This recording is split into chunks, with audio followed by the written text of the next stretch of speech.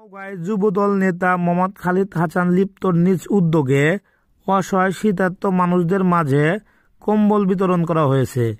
রবিবার ২৬ জানুয়ারি রাতে নওগাঁ সদর থানা যুবদলের সাবেক সাংগঠনিক সম্পাদক ও নওগাঁ জেলা যুবদলের ছাত্র বিষয়ক সম্পাদক এবং ৪ নং ওয়ার্ড বিএনপি সদস্য মোহাম্মদ খালিদ হাসান লিপ্তর নিজ উদ্যোগে চকিনাথ হিরো টাউন এলাকায় এসব কম্বল বিতরণ করা হয়।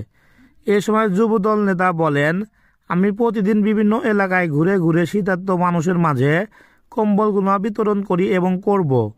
যতদিন এই ঠান্ডা থাকবে ততদিন আমি চাই কোনো শীতার্ত মানুষ যেন ঠান্ডায় কষ্ট না পায়।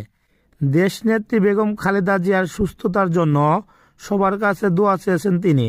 শীতের জন্য আমার দেশনেত্রী বেগম খালেদা জিয়া অসুস্থর কারণে আমি আজকে তার উদ্যোগে এবং তার যেন সুস্থতা কামনার জন্যে আমরা এই গরিব দুঃখীদের মাঝে এই কম্বলটা শীত বস্ত্র বিতরণ করছি।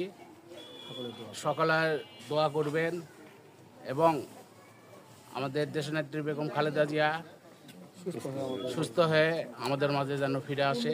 সংবাদের আলো, ডেস্ক নিউজ।